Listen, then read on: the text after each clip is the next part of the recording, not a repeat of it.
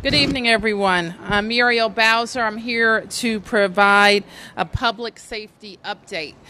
We are located in Ward 5, and I'm joined by the council member for Ward 5, Kenya McDuffie, the chief of police, and police officials. We are providing an update on recent violence. Whoa, excuse me. Come on. Yeah, come on. Yeah, don't do that. Go ahead. Don't do that. Go ahead. Can you please stand here, Chief? Thank you. We're here to provide an update on the recent violence that's happening here because we're actually concerned about the community. And on Friday, we had a quadruple shooting. 4 victims were shot, and thankfully, all have survived. Today, we can announce that we've made an arrest in this case, and we have a video that we will release on a second suspect. In just a few minutes, Chief Newsham will provide those details. At approximately 7:30 p.m. on Monday evening, police responded again to this block for a report of a shooting. In this instance, a 25-year-old was killed. His name was Marquion Williams. Today, we are releasing a photo and video of a suspect in this case. We ask the public to take a close look at these images and to contact the anonymous tip line by calling 202-727-9099. You may also text us at 50411 with any information. In addition to these shootings, we have seen a recent spike in violence in the city, in other parts of the city as well. And so we know that regardless of the motive, the type of violent crime is disturbing, outrageous, and it certainly highlights a desperate need to get illegal guns out of our community. I also want to provide an update on recent actions as it relates to K2. But before I do that, our emergency responders continue to respond to dozens of K2 overdoses every day. I want to thank all the members of our community who are working with us by calling 911 when they see someone in need of help. We cannot stress the importance of enough that if you see someone experiencing an overdose, the most important thing you can do is call 911. Don't try to make the determination yourself about whether or not the person needs help. Second, we need to get these deadly drugs off our streets. And I know that the chief has encouraged folks to report to MPD any establishments that you suspect are selling these synthetic drugs. And let us also remind everybody that these synthetic drugs sometimes have been called synthetic marijuana, and they're nothing like marijuana. The effects can be deadly, and there certainly provides a significant strain on people who take these substances and on our entire public safety system. So with that, I want to ask the council member to come forward, followed by the chief of police. Thank you, Madam Mayor. I want to begin by extending my deepest condolences to the victims of the gun violence in this community. My heart goes out to their families, their friends, and their loved ones, and all that knew them, and to every member of this community that continues to suffer the detrimental impacts of gun violence. Gun violence has been a scourge on this community and communities across the District of Columbia. We have to make sure that we work as a community to address this gun violence. I want to thank the mayor. I want to thank every member of this community. I want to thank the Metropolitan Police Department for all their hard work in making an arrest. And I want to ask everybody who hears this, anybody who knows anything about these crimes, to please, I'm pleading with you, come forward and say something to the Metropolitan Police Department. You can do it anonymously. The members of this community should not be held hostage to gun violence in their neighborhoods. And we have to continue to work together to rid our communities of this violence.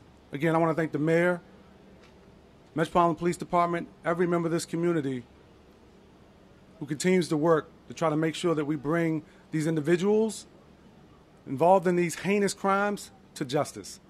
Thank you. Thank you, Councilmember. Thank you, Mayor Bowser. I'm joined by Assistant Chief Robert Conti, Commander William Fitzgerald of the 5th District, and Captain Anthony Haith of our Homicide Branch. And I'm Peter Newsham, the Chief of Police for the Metropolitan Police Department. As you are aware, over the past several days, we've had an increased number of gun-related violent crimes in our city, and young men have unnecessarily lost their lives as a result. This block that we are standing in, the 1800 block of Benning Road Northeast, has fallen victim to 2 of those gun-related tragedies. First, on Friday, September 21st, at approximately 11:10 p.m., members of the 5th District responded to the sounds of gunshots. When they arrived, they found 4 victims suffering from gunshot wounds. Our partners at DC Fire and EMS transported them to local hospitals where they were treated for non-life-threatening injuries. Following the shooting, we released video footage of the incident and photos of the 2 suspects. Officers from our intelligence unit and our 5th District patrol detectives were quickly able to identify the suspects. Yesterday, 26-year-old Michael Ross of Southeast Washington, D.C. was arrested. He was charged with assault with intent to kill. A second suspect is currently wanted by the Metropolitan Police Department's 5th District detectives for his involvement in this case. We're hoping that the public can help us locate him. Our public information officer will be releasing this flyer with a photo of the suspect who is currently wanted. If you know the whereabouts of this suspect, 27-year-old Anthony Farmer of Northeast D.C., please pass this information along to us. As the mayor has already said, you can call us.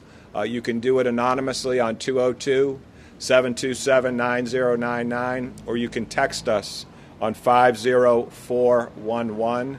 There is a $10,000 reward for anyone who gives information that leads to the arrest and the conviction of Mr. Farmer. The second case I want to talk about, and the mayor mentioned this and the council member mentioned this already, is the homicide of 25-year-old Markeon Williams of Northeast D.C. First, as the council member and the mayor said, we'd like to express our condolences to the family and friends of the Williams family. I think we can all agree that they should not have to be attending a funeral for a 25-year-old. On Monday, September 24th, at about 7:30 p.m., members of the 5th District responded to this block, the 1800 block of Benning Road Northeast, for the report of a shooting. When they arrived, they discovered the victim, who had sustained multiple gunshot wounds. He was taken to a local hospital where, unfortunately, he was pronounced dead. This is an active homicide investigation. We have been able to retrieve surveillance video of a suspect in this case, and here's where we need the community's help. We have a flyer and a video with a video link attached of the suspect in this case. This is very clear video. We are absolutely convinced that somebody knows who this person is. Anybody who has information in this case, we are offering up to a $25,000 reward for the arrest and the conviction of this person. At this time, law enforcement does not know who this person is, but somebody in this community does. Talking about the video, both of these cases were really closed because of images that we were able to get from video cameras that we have here in our city. The mayor has devoted a lot of the government's resources to make cameras available to everybody. You can, through our rebate program, you can get cameras. I think these 2 cases illustrate how invaluable this tool can be to law enforcement in stopping the violence that's occurring in our community. We can take any questions that you all might have at this point. You mentioned K2 and illegal guns in the same breath of this press conference. Can you talk about the relationship or any connection that there may be between this violence? No connection between K2? No, the mayor's right. We have not seen an association between the use of K2 and the violence we have in our community. What we're seeing with the use of K2, it's creating a drain on fire and EMS resources and police resources.